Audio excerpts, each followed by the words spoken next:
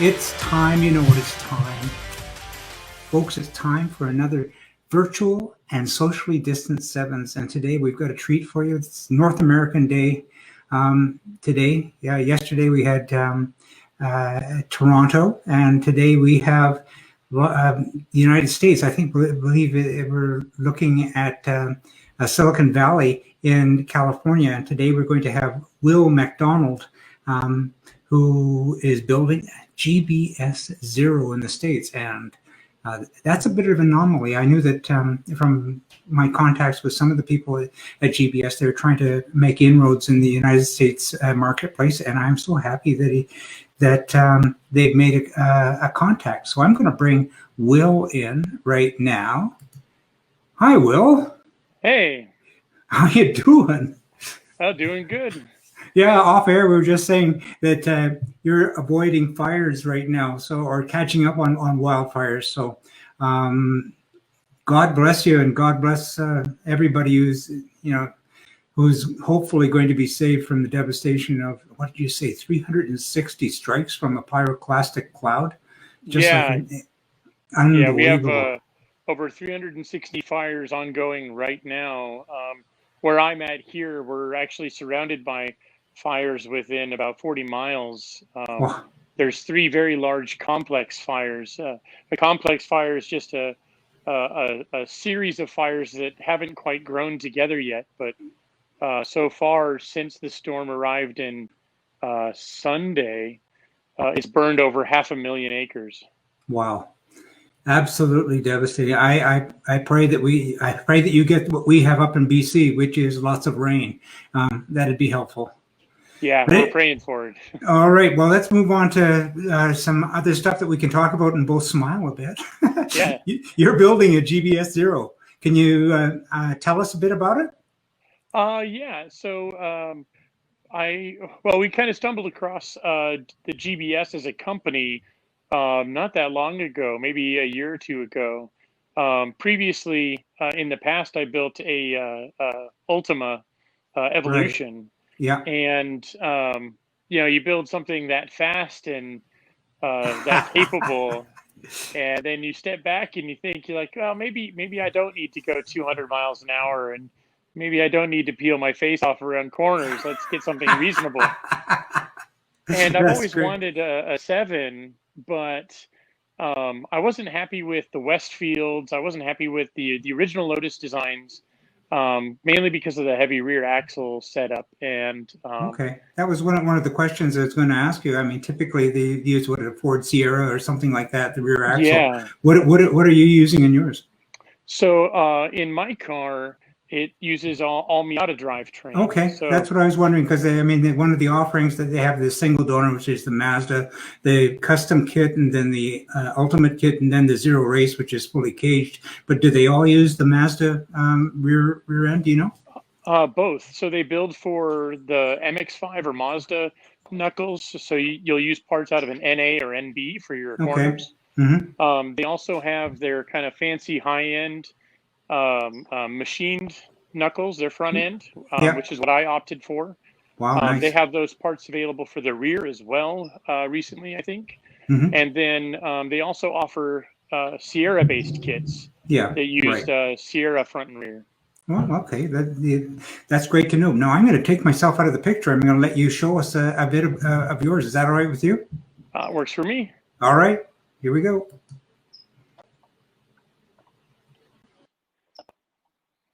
All right, so see if I can turn my camera around here. Nope. Let's try this way. So this is kind of my kit in a nutshell. Not quite finished, you can see, but I opted for these very nice GBS knuckles. These are these nice machined aluminum knuckles that I mentioned before. One thing I really like about these options from GBS is they have these bolt-in hubs, which use actually GM parts. And whether or not you choose to use these wheel speed sensors, you can tuck it out of the way or cut the wires. But because these knuckles are commonly found on GM cars throughout the world, they're relatively inexpensive, and it would use that same bolt-in hub both for the front and rear. This is my garage helper who's helping me out again. This is Kumo. He's my garage manager here. For the drivetrain on my car, they didn't offer this setup with the Gen 1 chassis, which is what I have. This is a MX-5 NC Miata. So this is the third gen Miata engine and transmission. So the transmission is a 5-speed, and this is the 2-liter Duratec or Mazda MZR, if you like. This particular motor is from a Ford Focus because they fall out of trees. And the difference you would mainly see is right about here, there would be a mechanical or a hydraulic assembly for whatever cam changeover. So you'd have like VTEC basically. I opted for the very nice GBS, or these are their performance division, their ATR throttle body setup. Their ATR shocks as well. For their, I guess, hot climate kits, they have these kind of performance radiators. It's a dual pass radiator. California kind of counts as a hot climate. Coming around to the side. In the rear, it's same thing, ATR shocks. But for our rear hubs, I just opted for Miata rear hubs because it's just a bolt-in kind of deal. And I opted for the sport rotors, the larger NB rotors, to help hopefully offset the balance of the larger front rotors. Interior is pretty basic, as basic gets. They have these nice dash panels, these nice Smith gauges. These are can't remember the buttons. Pretty standard fare those kit cars go. I had the same options in my Ultima. Kind of walking around. Overall, some very nice pieces that they offer, like these carbon sills. There's another carbon piece that goes here on the sort of half moon, and then these nice seats that come out of GBS. It's a fixed back seat, but now thanks to my friend Sean and I, they offer these in heated variants. So the kind of coming back around to the engine again, I like to build my own motors, try and do as much for the car as I can. So I said I wasn't going to, but I sort of did anyway, and I built a bit of a fire-breathing engine. So complete teardown, new forged crank, new keyed timing set. Should be good for 220, 230 horsepower.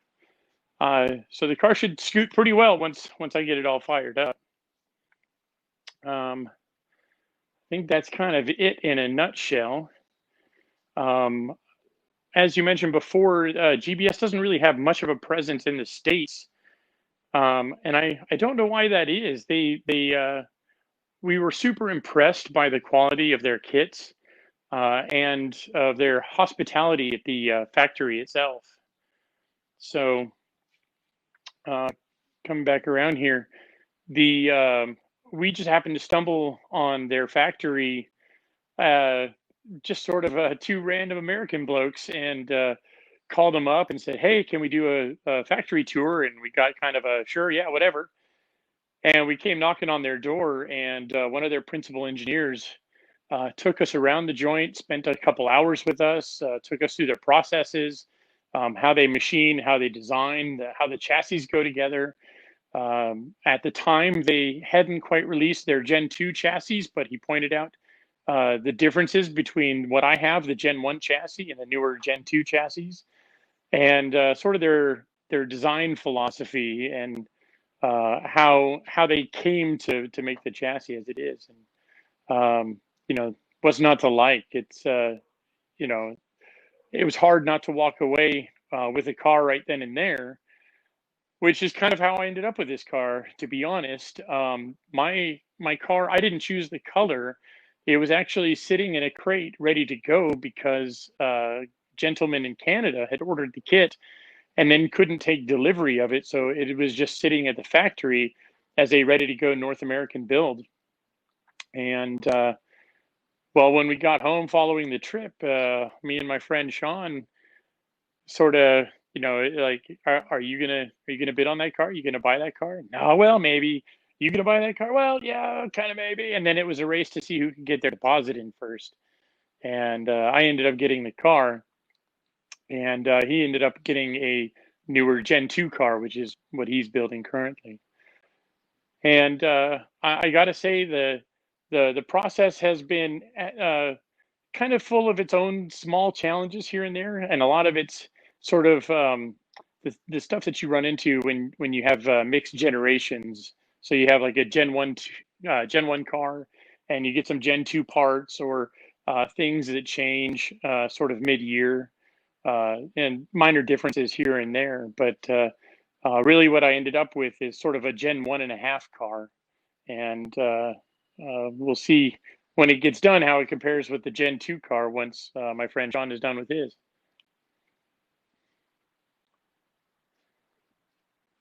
I think that's pretty much it, unless you have some other questions. The poor Ultima there in the background.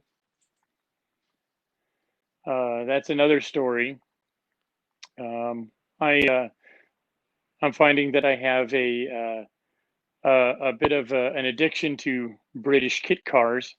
I started with the Ultima, and as I said, it's a fast car, going even faster. And I had finished the build, and we got through 9 out of 10 track days and hard, double event kind of weekends. And then on the 10th one, the engine let go. And I knew it was hurt and I was pushing my luck, but it was December and it was the last track day of the year. And I was going to rebuild the engine anyway. And I kind of pushed it a little too hard and it threw 2 rods out of the block and the car caught fire. And I ended up pulling it off to the track, and basically the middle of the car burned down and took all the wiring harness, everything with it. And, thankfully the safety equipment and all that prevented the fire from getting much worse, and I have a car left to rebuild. And that's sort of what this giant crate is behind me, is parts for the rebuild. So that's kind of both of my builds in a nutshell. Do you have any questions or anything else I can point out for you for the differences on like Gen 1 or Gen 2? Hi, Sean. I'm afraid we've lost the audio feed. Oh, you did? Yes, I'm so sorry. No, not you. It was at my end. I don't. The audio feed is completely dropped from my end. Can you hear me now? I can hear you just fine. Yeah. Oh, thank God. I could see at my end it was just completely all the systems were down. But anyway, you were up. Obviously, you are a trained presenter, and you did an excellent job. And I got to say thank you. As always, I thank you. But wow, what a kit! I'm impressed. I mean, I told you I built my car 17 years ago, and I'll tell you, kits have come a long way. Mine was 2 sheets of paper. Well, I mean, that's not far off. I mean, you don't need a whole lot to build one of these cars. No, that's true. But I must say, I'm really impressed. You got, I just looking at the interior package. It's beautiful. It's just a gorgeous car. Yeah, I can't wait to get it all finished up and actually done. I can show you here. One of the things I really like is actually this shifter. It's a short shifter from GBS. They make this in-house. And just the placement of the shift knob and the wheel is all set perfect for it's awesome high performance driving. awesome quality. I'm just loving it. I mean, you got those carbon little details on for your armrest, and the seats are gorgeous. Wow, what a nice package. I like I say, I've always loved GBS. I thought they're a great package, and boy, they come through. And I'm glad that they come into the U.S. market, because we have in Canada, we don't have much of a Seven community. I suspect maybe more in the States, but I still, it's an uphill climb against, the progress making progress into the U.S. market. But yeah, wow, as far as I know, there's only a handful of these cars on the West Coast even. Oh. Currently I know of maybe a handful, like 5 or so, that have just come into the States recently, including mine, Wow. for kit builds. Mm-hmm. Wow. Well, what can I say except thank you? and I know that we at Seven Spot always thank our guests, because this is a look into another person's life story. And wow, you're doing it large. Yeah, well, I try. It's you always think you want to go faster and faster, and then sometimes you fly a little close to the sun, and you're like, yeah, maybe I'll dial it back. Maybe a 7's more my speed out of 10. Yeah. Yeah. Well, I'm going to say thank you once again, and I don't have much more to say. Except for us at Seven Spot, we thank you. We wish you all the best in your build. I know that yours was a Christmas present to yourself. Looking at the GBS site, which I'll link in the notes. And to that, I'm going to say thank you, and have yourself a quiet and restful evening. And may the fires blow the other way, and God bless us, bring us lots of rain. Yeah, let's hope. Okay. Thanks for having me. You bet. Cheers for now. Cheers.